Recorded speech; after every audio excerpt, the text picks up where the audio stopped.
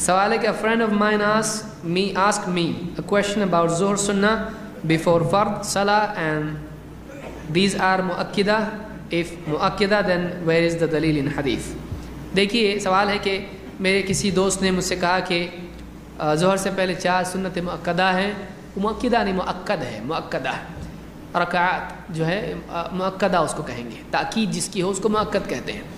تو ظہر سے پہلے 4 رکعت سنت مؤکدہ ہے کیا؟ کسی دوست نے کہا ہے.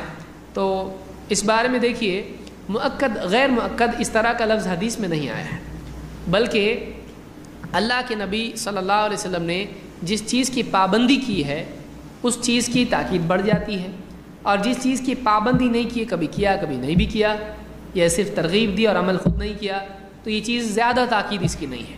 اس طرح سے فرق علماء نے اس میں کیا ہے کہ جس چیز کا اہتمام کیا اور چھوٹنے پر پھر ادا کیا، تو یہ ظاہر بات ہے اس سے کیا ثابت ہو رہا ہے؟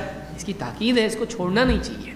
اور جس چیز کے بارے میں آپ نے زیادہ اہتمام نہیں کیا اور آپ نے صرف ترغیب دی اور پڑھا نہیں، اس طرح کی چیز دکھائی دیتی ہے کہ اس میں زیادہ تاکید نہیں ہے، چھوٹ گیا تو بھی چلتا ہے، ورنہ ہمارے نبی نہیں چھوڑتے اس کو. تو یہ فرق دونوں میں ہے.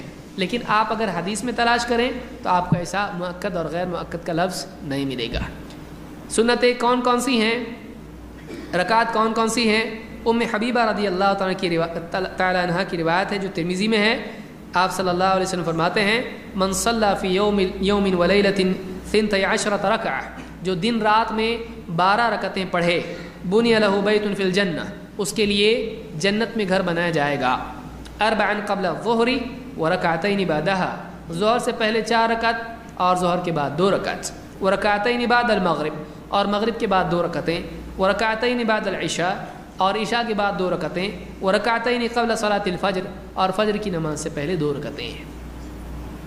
یہ 12 رکعت ہوئی، 4 2، پھر اس کے بعد مغرب بعد 2، اور پھر عشاء بعد 2 اور فجر بعد 2، 2 2 2 6 اور 4 اور 2 6، 6 اور 6 12. تو اس طرح سے 12 رکعتیں ہیں. لیکن بعض دوسری روایتوں میں آیا ہے کہ اللہ تعالیٰ اس بندے پر رحم کرے جو عصر سے پہلے 4 رکعت پڑھے.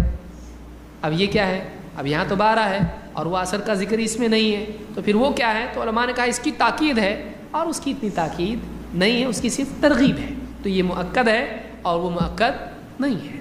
اسی طرح سے مغرب سے پہلے 2 رکعتیں ہیں، اس کی بھی تاکید نہیں ہے، اس لیے کہ صحابہ پڑھتے تھے اور اللہ کے نبی صلی اللہ علیہ وسلم نے ان کو منع نہیں کیا. وہ عبادت ہے اس لیے مستحب ہوئی لیکن مؤکد نہیں ہوئی. تو اس طرح سے اور بھی روایتیں آئی ہیں، جیسے حدیث میں کہ ظہر کے بعد بھی 4 رکعتیں پڑھنے کا ذکر ہم کو ملتا ہے، اس کی ترغیب ملتی ہے. تو 2 تو یہاں آ گئی اور 2 ایسی جو مؤکد نہیں ہے. اس طرح سے علماء نے فرق کیا ہے ان احادیث پہ غور کر کے. لفظ اگر آپ ڈھونڈ رہے ہیں آپ کو ملنے والا نہیں.